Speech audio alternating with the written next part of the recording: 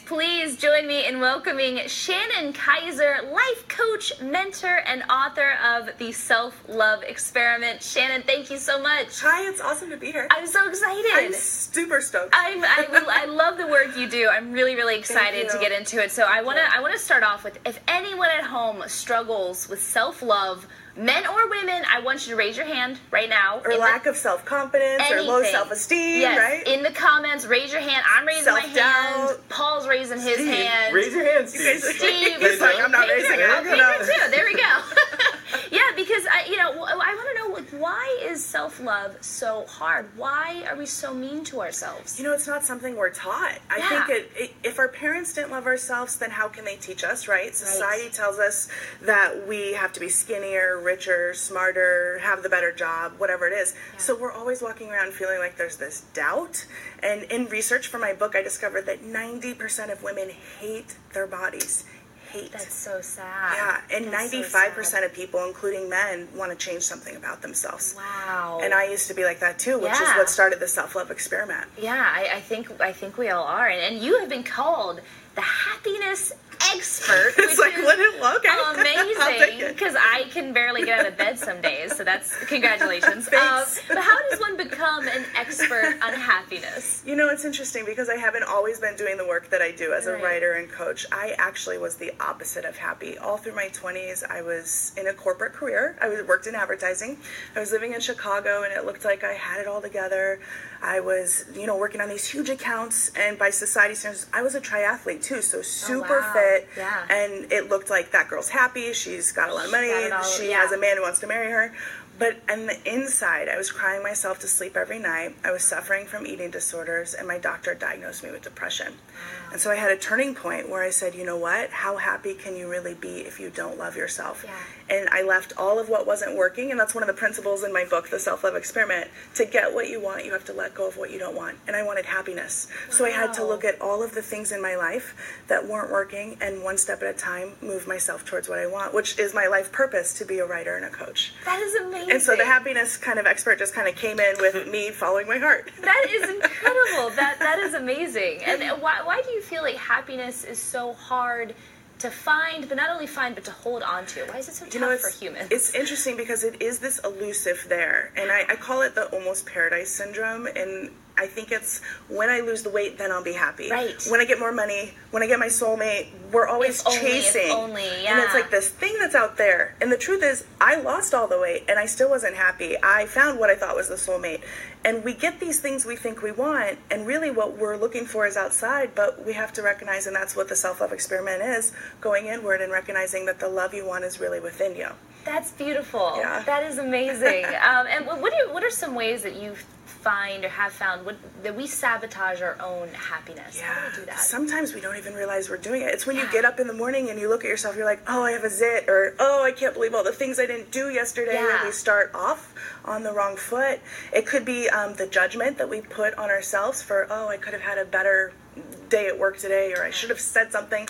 It's the shoulds, the coulds, the really the mental stuff we do up here that sabotages us. Absolutely. And then it turns into our habits. Sometimes we overspend, overeat, overexercise, overwork to kind of avoid that sinking sensation that we're not enough. Yeah. And then before you know it, it's a lifestyle. Absolutely. It was for me for many years until I caught it. That's great. So, and you, like you said, you've written a book called The Self-Love Experiment, and I believe we have a trailer. Can we watch that? Yay!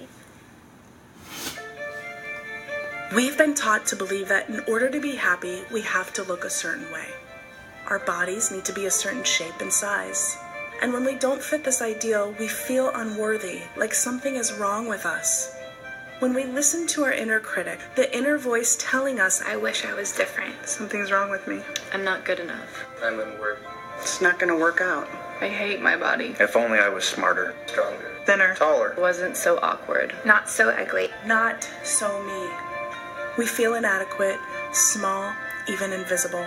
We all have something about ourselves we'd like to change. An insecurity, and when we fix it, we think our lives will be better. I spent over 3 decades at war with myself. I hated my body and I felt unworthy and unlovable. But no matter what size my body was, I never felt good enough. My life was always in a holding pattern. until I realized that life was happening right now and I was missing it. I'm not alone.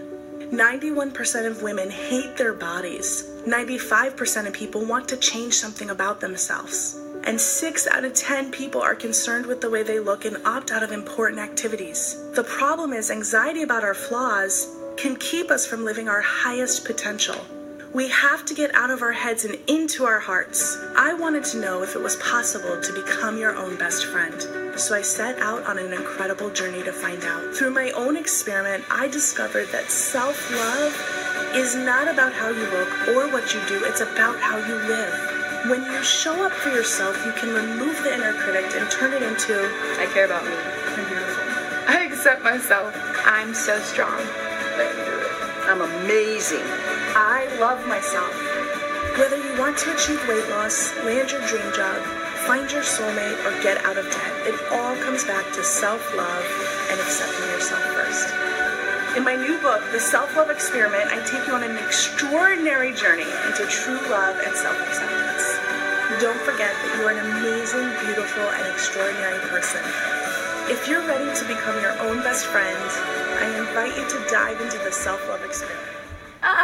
I love it. Feels so good at the end. You find self-love. I have to run out of here. I gotta go. I got things to do. I love it. That is wonderful. Thanks for showing that. That's great. Of course. Thank you for writing it. So in the description you've said, this is a quote, whether you want to achieve weight loss, land your dream job, find your soulmate, or get out of debt, it all comes back to self-love and accepting yourself first. So how does all of it, like even finances, how does it come back to love, self-love? You know, what's interesting is it goes back to that, I want more money, and we overspend because there's a lack of worth within us. So whether it's finances or, you know, for many years before I found self-love, a lot of my relationships were superficial. And I was getting into relationships with the man to fill me up. I need you to love me because I feel unworthy. And it's not something that we say. It's not something I felt, but I came to the realization through my self-love experiment, which started as a 3-month process. Yeah, I was going to ask. It turned into 3 years. Wow. I was like, That's okay, awesome. let's just keep going. Worked, yeah. I was like, because this is so great. Let's just keep going. Yeah. And what I really recognized is that, like, society and people, we're not talking about the fact that we don't love ourselves,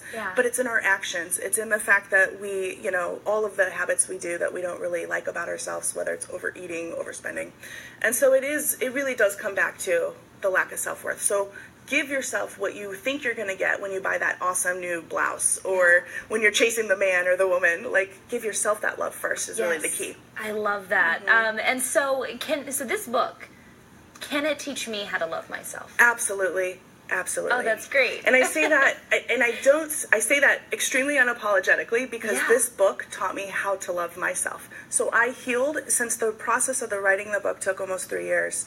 It healed me, and I put all of the work and the principles in there. And I've had readers already reach out that are like, oh my gosh, you've changed my life, which is amazing as an author. But the beautiful thing is, I believe fully that when we love ourselves, we make healthier choices, smarter choices. We don't hate, we don't judge.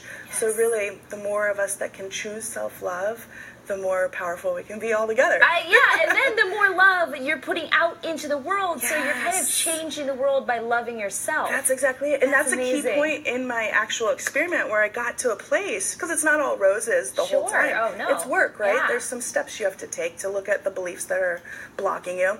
And I said to myself, you know what? Learning how to love myself will be one of the most valuable things I can do for the world, because it's one less person hurting, one less person who's negative, one less person who's judging. It's less negative energy in the world. So I'm going to do my part, and I'm going to love myself, and truly that's what I think we all can do. We're here to love ourselves. And just the first step. It's little steps, little one changes. step at a time. That is wonderful. So in your book, you talk more about that 30-year battle with yourself. And really, it is. When you don't have that self-love, it really is like you're at war with yourself. So do you remember the moment that you decided to end the war? Was there one pivotal moment? Yes. In fact, I was promoting my first book called Find Your Happy. And it's all about how to be happy. And I had already left the career, and I had overcome my drug addiction. So I was truly happy. I was learning how to follow my heart. And it was doing really well. I was on a tour, and I was getting ready to go on the morning show in Seattle. And it was actually the night before. And I was looking in the mirror at the bathroom at the hotel, and I was crying. And I was like, here I am teaching people how to be happiness, but I can't say one good thing about myself. Wow. And that moment right there is when I said, Shannon, your full-time mission is to learn how to become your own best friend. Yeah. And that is when the self-love experiment started, that moment, that day. Ah, that's wonderful. Yeah, and I didn't know it was going to turn into a book. It was more of an inward journey, but then I realized as I heal, I absolutely have to put it into the, a book to share. Yeah. Well, I'm so glad you did. Thank you. It's so great. So are there tools that you have that you can use to start loving yourself? Are there steps? Yes. In fact, what I do in the book is it's very organized in the sense that there's kind of pillars. So you want to start with different layers. And the very first layer is self-care. And so I think a lot of us, when we hear self-care, it's like green juice and yoga. Right. And, oh, I didn't do my spin workout today. Yeah. And that's pressure. Yes. And I used to get on the scale and beat myself up if I wasn't the number that I thought I should be. And this is, a lot of times we approach self-care, especially in the wellness community, as you have to do this, and there's a lot of guilt and shame if we don't. Yes. So the very first thing is to remove that, reverse it, and allow yourself to be where you are. When I did that, I recognized I was totally burnt out on yoga. I was sick of kale. I was so sick of green juice, right? I was like, no. I just wanted to go for a nature walk with my dog, or take a nap. Yes, right. Allow yourself to just be for a second. Totally. Yeah. And so that was a turning point for me. And so I recognize self-care is actually a very individual expression. So when we allow ourselves to listen to ourselves in each moment, that's a profound change you can make in your life immediately today. Yeah. And so it's about listening to your body. And then I also take you through a self-compassion and self-trust, and there's a lot of tools. One thing about this book is in the very end, I have what I call joy journal prompts, and every question I ask that I ask myself to move through the beliefs is laid out in the back, so people can actually go start free writing right away. That's wonderful. Yeah, that's a great resource. Yeah, that sounds great. And in addition to all of your amazing books, you also are changing lives with the help of meditation albums, yes, right? I have meditation albums. A lot of people don't know, but I have them. I know. I checked. It's great. So can you talk about those for a little bit? Oh, man. So meditation. So for me, part of my healing and overcoming depression and anxiety and learning how to love myself was really about allowing myself to be in the moment. And I looked out there and I didn't see resources that I needed, so I created them. And it turned out that I created lots of meditation albums depending on what you need. So actually in the self-love experiment, there's a self-love meditation that's free. When you get the book, there's a link there. Cool. And it's called Me Matters. And it's about you. It's only 3 minutes, super easy. Yeah. It's go with guided music and my voice to help you. If you do that every day for a couple weeks, you'll already start to feel a profound shift. That's and awesome. so all the albums, there's one on clearing your fear. There's one, each one kind of has a different approach. Oh, I love that. We can find that on your website, right? Yeah, Play with the World. Play with the World. That's awesome. So for anyone who is ready to start loving themselves, myself included, where can we find your book, The Self-Love Experiment? This book is out everywhere, your favorite online retailer or bookstore. And I'm doing a book signing here at the Powerhouse Arena in Brooklyn next Tuesday. That's awesome. Yeah. That is so exciting. And do you ever think to yourself, I'm sure you must, that every time you sell a book, it's like going into someone's life to help them and change them. Yes. You know what I do secretly? I go to bookstores. Like last week when the book came out on Tuesday, I went to the Barnes & Noble in my area in Portland, Oregon, and I just 1 or 2 bookstores. But every time I go to a bookstore, I go to the book and I say, you're going to find a great home. Oh, whatever. It's so good. It's infused with your love. So I do. I think there's a lot of energy to the power of healing, and there's a lot of energy in this book, and it healed me, so I know I can do that for others. That is awesome. I think that's a beautiful point, because if I had a book, what I would do, I would flip all the other books facing away. Yeah. So, We do that too. I do that. Okay. Move it close to the front. Just right in the front. I have some great comments from everyone, really, but we got Kelly Furness saying, truly embracing your flaws and vulnerabilities leads you to discovering your authentic self, and loving and embracing your authentic self helps you to be less judgmental in embracing and loving others. I know this from personal experience. Yes, Kelly, good. That's exactly awesome. That is awesome. Yeah, and Brandy's asking, where can I find this book? So you said Amazon, local Amazon, book retailers. all over. Yeah. Awesome. Yeah, check it out, guys. And we got a comment from Rufus. I just want to read this. When I was in school, I wouldn't wear shorts. People always called me skinny legs. Not nice. Not nice. Embrace your legs, Embrace Rufus. your legs, Embrace them. They're beautiful. They're They're strong. You're beautiful. And they take you to where you need to where go. you gotta go. It's true. That's exactly it. Yes. You might love the book. Yeah, guys, I hope you check it out. Oh, we got Lavon saying she's buying 2 for her girls. Oh, that's thank awesome. you. That is awesome. And Kelly also said it's all about perception. Sometimes what you perceive as a flaw can actually be one of your greatest strengths. I love that. So I guess I have. I'm gonna have trouble getting here in this question, so forgive me.